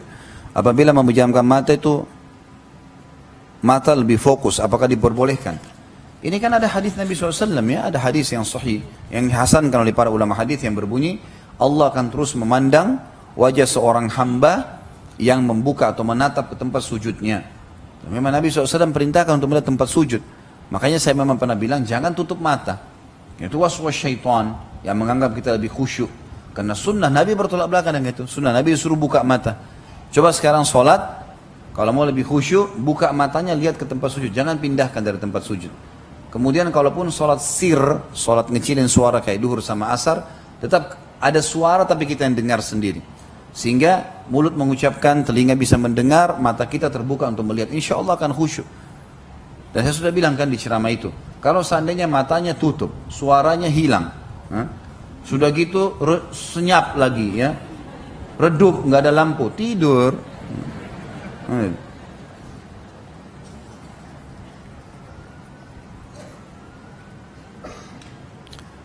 Hadis yang bisa membadal atau menghajikan orang lain atau menghajikan orang tua, bagaimana derajat sahih atau tidaknya? Sedangkan Al-Quran surah Al-An'am ayat 39 bahwa manusia memperoleh apa yang sudah diusahakannya. Bagaimana Ustaz? Tentu saja yang dimaksud dengan, saya mulai dari ayatnya. Kalau dari ayat tadi Al-An'am 39 dimaksud adalah kalau seandainya seseorang itu masih hidup gitu kan, dan dia berbuat amal, maka amalnya akan bermanfaat buat dia. Amal orang lain tidak bisa dia banggakan. Seperti contoh, ayahnya suka sholat malam. Tidak akan bermanfaat orang mengatakan, ayah saya suka sholat malam, sudahlah, sudah cukup. Nggak bisa. Itu Al-An'am 39. Atau ada orang ibunya suka baca Quran pagi hari. Lalu dia bilang, ibu saya suka baca Quran. Saya pernah jelasin itu kan. Itu nggak bermanfaat buat dia. Apa manfaatnya? Kecuali dia penyebabnya. Kalau dia penyebabnya, misal dia mengingatkan tentang Quran, atau dia menghadiahkan Al-Quran, lalu ibunya baca, misalnya dia dapat pahala, atau dia mengingatkan ayahnya tentang sholat malam, ayahnya bangun sholat malam, dia dapat pahala. Kenapa ini? Karena ada hadis Nabi SAW yang menyebutkan masalah itu. Jadi kan? Jadi sering kali datang Al-Quran secara global, hadis-hadis Nabi SAW datang merincikannya. Di antaranya, kata Nabi SAW dalam hadis sahih, man dalla ala khairin, kana lahu mithlu ajri fa'ilihi, menggaring yangkus min ajri fa'ilihi syai'a. Siapa yang menunjukkan pada kebaikan, memandu orang, yang mengingatkan, menasihatin orang lain sehingga pada kebaikan dan orang lain mengerjakannya, maka dia akan mendapatkan pahala pelaku itu tanpa mengurangi pahala pelakunya. Kita ingatkan orang sholat, ayo sholat yuk, misalnya teman kantor, lalu dia ikut ke masjid, kita dapat pahala, misal contoh 10 Allah kasih, dia juga dapat pahala 10, tapi karena kita yang ajak, Allah kasih kita 10 pahala seperti pahala dia, tanpa dikurangi dari pahala dia sedikit pun. Itu hadis Nabi SAW yang menjelaskan masalah itu. Maka rinciannya seperti tadi ya.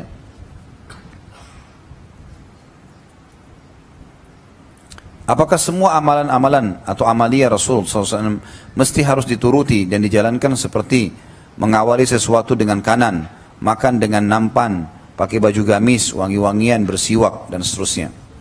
Tentu saja di sini kita bisa memilah antara penyampaian baginda Nabi SAW. Tadi saya bilang ya, membedakan antara wajib sama sunnah bagaimana, dan membedakan antara haram sama makruh bagaimana. Kalau hal yang wajib diikuti dengan ancaman bagi yang meninggalkannya, kayak masalah sholat 5 waktu, masalah puasa Ramadan, masalah haji bagi yang mampu, masalah zakat mal yang mampu. Ini ancamannya berat-berat semuanya. Memang ada ancaman. Meninggalkan sholat bisa kafir secara sengaja. Misalnya orang tidak mengeluarkan zakat, maka zakatnya akan berubah menjadi ular yang berbisa, yang akan mematok, melilit badan dan mematok kepalanya. Ada ancaman-ancamannya kan. Haji, orang yang meninggalkannya secara sengaja dan dia mampu, dianggap dia keluar dari Islam, dan banyak sekali. Nah ini semua berarti kita tahu ini adalah perbuatan wajib. Kalau perbuatan wajib kita nggak ada pilihan teman-teman, harus dikerjakan. Dari mana kita bisa bedain dengan amal sunnah? Amal sunnah misal Nabi SAW menyuruh tapi tidak ada ancaman, seperti bersiwak, ya. Nabi SAW suruh, kata ini Nabi SAW dalam hadis yang sahih, laula an asyukal ummati la amartum bisiwaki inda kulli shalah, riwayat dan inda kulli wudu. Kalau saya tidak beratkan umatku, aku akan suruh mereka untuk selalu bersiwak di setiap mau sholat atau setiap kali mau wudu. Setiap kali mau wudu. Jadi jelas sekali sabda Nabi SAW dalam masalah ini. Ini berarti tidak ada ancaman, sunnah hukumnya. Nah, kalau perilaku-perilaku Nabi SAW yang sunnah boleh tidak dikerjakan, tapi anda kehilangan pahala. Kehilangan pahala. Seperti Nabi SAW dalam hadis Bukhari dikatakan, Aisyah berkata, karena Nabi SAW yuhibbut tayammun fi sya'ni kulli, fi tana'ulihi wa tarahulihi dan seterusnya. Nabi SAW itu suka sekali dengan sisi kanan, ya, mendahului sisi kanan, gitu kan? Itu baik dalam memakai sendalnya, menyisirnya, wa fi sya'ni kulli, bahkan semua perkara hidup beliau. Ini sunnah Nabi. Aisyah menyampaikan kalau Nabi gemar dengan sisi kanan, gitu kan. Maka kalau orang selalu mendahulukan sisi kanan, pakai sendal, pakai baju, minum dan makan dengan tangannya, gitu kan. Maka semua itu berarti dia mendapatkan pahalanya dan dia kehilangan fadilah kalau dia tidak mengerjakan, ya. Maaf, kalau makan dan minum itu masuk dalam masalah kewajiban. Karena itu ada ancaman. Karena berbunyi, jangan kalian makan dan minum dengan tangan kiri. Karena syaitan makan dan minum dengan tangan kiri. Ada ancaman, berarti menyerupai syaitan. Nah, itu nggak boleh, gitu kan. Ini contohnya saja. Jadi dipilah mana yang wajib dan mana yang sunnah. Sebagaimana kita tahu mana yang haram, mana yang makruh kan. Sudah saya jelaskan tadi contoh, kalau haram diikuti dengan ancaman azab, siksa kubur, laknat, hukuman-hukuman lah ya. Allah murka. Kalau makruh tidak, cuma dilarang tapi tidak ada ancaman. Kayak tadi, jangan kalian makan, jangan kalian minum sambil berjalan, sambil berdiri misalnya, gitu kan. Ini larangan saja, maka ini makruh. Yang makruh boleh dikerjakan, tetapi tidak berdosa. Kalau dia tinggalkan dapat pahala. Sebagaimana ulama fikih sudah menjelaskan definisinya. Wajib adalah sesuatu yang kalau dikerjakan dapat pahala, ditinggalkan dapat dosa. Sunnah adalah sesuatu yang dikerjakan dapat pahala, ditinggalkan tidak berdosa. Maksud dengan sunnah adalah sub sunnah ya. Bukan sunnah induk, karena sunnah ada dua definisi. Ada sunnah induk. Sunnah induk adalah semua global penyampaian Nabi SAW dan sahabat. Sebagaimana kata Nabi SAW, alaikum bisunnati wa sunnatul khulafa rasyidin mahdiyyin min ba'di. Berpegang pada sunnahku dan sunnah khulafa rasyidin setelahku. Addu alaihi bin nawajid, pegang teguh pada keduanya walaupun dengan gigi geram kalian, gitu kan. Jadi ini istilah sunnah global masuk dalam perilaku, perkataan, persetujuan Nabi SAW dan juga khulafa rasyidin, para sahabat. Kalau istilah sunnah global, tapi kalau istilah sunnah dalam fikih adalah penjelasan masalah dalil-dalil dari Nabi SAW yang tidak memiliki ancaman kalau tidak mengerjakannya. Seperti sholat sunnah, puasa sunnah, gitu kan, sedekah, siwak, ini semuanya adalah sunnah-sunnah Nabi SAW. Kalau dikerjakan dapat pahala, ditinggalkan tidak berdosa. Sunnah yang sub bahasan, yang induk tadi sudah saya jelaskan.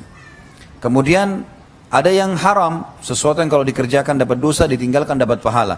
Diharamkan makan babi.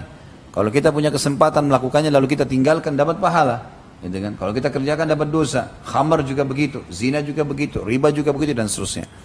Kalau makruh sesuatu yang kalau dikerjakan tidak berdosa, tapi kalau ditinggalkan berpahala.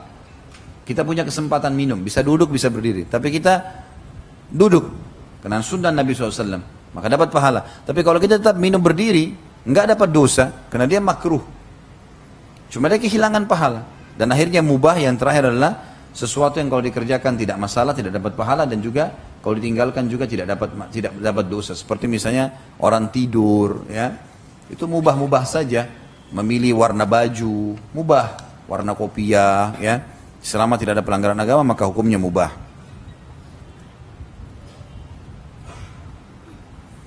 Sejauh mana batasan kita mencintai alim ulama yang sesuai dengan syariat? Mohon penjelasannya Ustaz.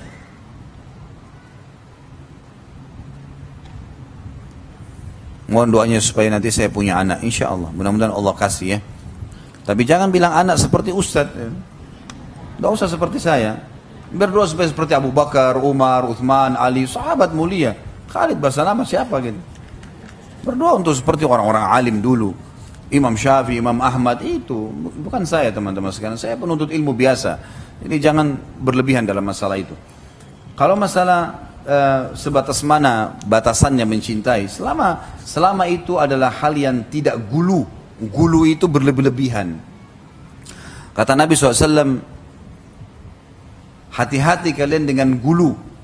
Sesungguhnya gulu itu telah membinasakan orang sebelum kalian. Apa itu gulu berlebih-lebihan? Seperti misalnya alim ulama, kalau dia lagi datang, kemudian kita dahulukan dia duduk, masih masuk akal. Atau kita memuliakan dia dengan menghormati kalau berbicara, tidak memotong perkataannya. Sesuatu yang kita hormati, seperti kita hormati orang tua kita, itu masuk akal. Tapi teman-teman, saya melihat ada bab gulu. Gulu itu seperti memperebutkan air bekas minumnya misalnya. Nah, ini nggak ada sesuatu yang berhubungan dengan masalah itu. Kalau Nabi SAW masuk akal. Nabi SAW, Nabi mulia. Disebutkan dalam hadis Bukhari, Kalau para sahabat memperebutkan bekas minumnya Nabi SAW, itu terjadi. Bekas wudunya, gitu kan. Tapi tidak pernah ada riwayat menjelaskan sahabat memperebutkan air wudunya Abu Bakar. Atau air wudunya Umar. Kan terkenal orang-orang saleh kan. Tapi nggak pernah ada riwayat masalah itu. Ini gulu. Misal gulu yang lain teman-teman sekalian, kalau bekas duduknya gurunya diciumin. Nah, kenapa diciumin? Nah, tidak ada hubungannya sama sekali. Aku bekas langkah kakinya diambil, disimpan di rumah. Apa hubungannya? Tidak pernah dinukil ini, tidak pernah ada sahabat mengambil dari para ulama sahabat sendiri, terutama Abu Bakar sama Umar radhiyallahu anhu majma'in. Tidak pernah terjadi. Termasuk gulu, membesar-besarkan kuburan berhubungan dengan masalah yang dianggap alim. Kayak dianggap ruhnya bisa keluar, datang, berbicara. Ini gulu teman-teman sekalian, gulu. Kenapa saya katakan gulu? Kuburannya Nabi SAW ada di mana? Di rumah siapa? Di rumah Aisyah, istri Nabi SAW. Baik, belum pernah teman-teman ada satu riwayat Aisyah mengatakan, tadi malam Rasulullah kunjungi saya. Gak ada riwayat. Padahal Aisyah tidur di situ. Gitu kan? Gak pernah ada riwayat. Tidak pernah ada riwayat para sahabat datang bawa air minum mereka, taruh di kuburan Nabi 3 hari baru diambil. Gak pernah ada riwayat masalah itu kan? Coba silakan dibaca, nggak ada riwayat masalah itu. Kalau sahabat tidak lakukan, kenapa kita lakukan teman-teman sekalian? Sahabat sudah jelas-jelas melihat Nabi SAW. Mereka tidak lakukan. Ini gulu ini, melampaui batas ya. Jadi ada batasan-batasannya memang secara syar'i, jangan berlebihan. Kita hormati iya, boleh kita junjung. Pernah kalau tidak salah Ka'ab bin Malik radhiyallahu anhu itu pada saat Abdullah bin Abbas lagi lewat. Ka'ab bin Malik lebih tua. Tapi waktu Abdullah bin Abbas lewat dan mau naik ke atas untahnya, maka oleh Ka'ab bin Malik diletakkan, kalau tidak salah punggungnya atau telapak tangannya gitu, untuk diinjak. Abdullah bin Abbas lalu naik ke atas. Lalu kata beliau apa? Beginilah kami menghormati para ulama kami. Artinya membantunya karena memang pijakannya jauh tinggi kalau unta gitu kan. Maka itu dilakukan. Lalu kemudian dia pegang tali kekangan untahnya. Sebatas itu. Tapi bukan berlebihan teman-teman sekalian ya. Karena saya mohon maaf, saya bahasakan juga ini, tentu saya tidak singgung siapapun, dan jangan tersinggung dengan penyampaian. Ada sebagian orang mengatasnamakan dirinya ulama atau apa saja, tapi berlebihan sekali, luar biasa gitu. Seperti melelang surban sekian juta, karena sudah pernah dipakai ceramah sekian tahun. Tidak pernah Nabi lakukan ini. Nabi punya jubah dan tidak pernah Nabi bilang, ini saya sudah pakai 10 tahun berdakwah, siapa yang mau beli? Tidak pernah.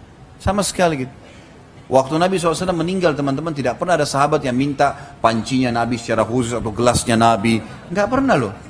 Pernah ada nggak riwayat? Ada. Sama sekali. Bahkan Abdullah bin Mas'ud pernah berkata kepada beberapa tabi'in gitu kan, yang dianggap melakukan pelanggaran, kata beliau, kenapa kalian berani lakukan ini sementara rumah Nabi masih ada, panci-pancinya, tempat masanya masih ada, ya, bekas-bekasnya di rumah masih ada, pakaiannya masih ada dan seterusnya. Gitu. Kenapa kalian lakukan ini sementara Nabi tidak contohkan, misal contoh. Jadi kembalilah kepada perilaku para sahabat teman-teman sekalian. Jangan sampai melampaui batas. Allah alam. Jadi ini perlu digarisbawahi supaya tidak ada pelanggaran-pelanggaran yang melampaui batas, karena ini ditunggangi. Bahkan saya dengar ada sebagian orang, semoga Allah kasih hidayah. Tentu ini saya tidak menganggapnya kelas para ulama karena terlalu jauh gitu kan. Tapi sampai pada tingkat mereka menggunakan busana-busana yang dianggap simbol ulama. Apalah simbol itu kan, jubah lah segala macam, imamah. Kemudian ditunggangi untuk menipu masyarakat, gitu kan? Datang membawa minyak wangi, kalau tidak beli nanti kau akan kualat lah, segala macam. Ini khurafat semua ini. Atau sebagian di antara mereka datang kepada jemaah pengajiannya, menganggap ini adalah ulama, waliullah, dia perkenalkan diri, murid-muridnya kenalkan diri, kemudian akhirnya boleh menggauli istri jemaahnya lah, apalah segala macam. Ini khurafat dari mana ini semua, gitu kan? Melampaui batas luar biasa gitu. Jadi ini perlu digarisbawahi supaya tidak ada pelanggaran-pelanggaran yang terjadi lebih jauh lagi. Allahu a'lam. Mungkin begitu dulu insyaallah bahasan kita pada hari ini Bapak Ibu sekalian. Dan kita berdoa kepada Allah Subhanahu wa taala, semoga apa yang kita bahas hari ini bermanfaat buat kita dan ditambah sebagai tambahan amal kita pada hari kiamat, dan juga semoga saja semua amal yang sudah kita kerjakan dan akan kita kerjakan selama ajal kita belum datang diterima dengan kemahamurahannya Sang Pencipta. Dan juga semoga semua dosa yang pernah kita kerjakan sekecil sampai sebesar apapun pada saat ini diganti dengan Sang Pencipta Allah dengan kemahamurahannya menjadi pahala.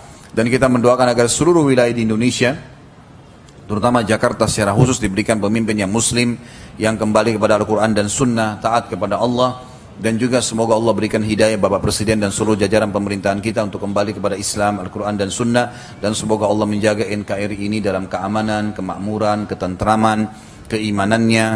Ini semua dijaga oleh Allah SWT dan semoga Indonesia menjadi contoh bagi negara-negara yang lain. Jadi kita mendoakan saudara kita di Palestina, di Syria, terutama sekarang di Halab atau di Aleppo yang sedang tertindas. Dan juga kita doakan saudara kita di Yaman, di Irak, di Ahsa, dimanapun mereka berada sedang tertindas, di Myanmar. Semoga Allah ikhlaskan niat mereka, terima para syuhada mereka, mulakan Islam di tangan mereka dan tangan kita semua. Dan semoga Allah mengalahkan dan membinasakan musuh-musuh mereka dan musuh agama ini. Serta Allah partisipasikan kita bersama mereka di pahala, baik dengan doa dan harta juga dengan jiwa kita. Dan semoga Allah dengan kemahamurahannya menyatukan kita semua di surga firdausnya tanpa hisab. Mana yang satukan kita di majlis ilmu yang mulia ini. Sebelum kafaratul majlis saya menyampaikan kalau insya Allah sumbangan yang sudah masuk ini akan saya bawa ya berhubungan dengan masalah Palestina. Ada jumlah sekitar 49.500.000, kemudian ada $100 dan ada 57 real. Ini insya Allah nanti akan saya kurskan, kemudian akan kita bawa langsung insya Allah biidznillah tanggal 23.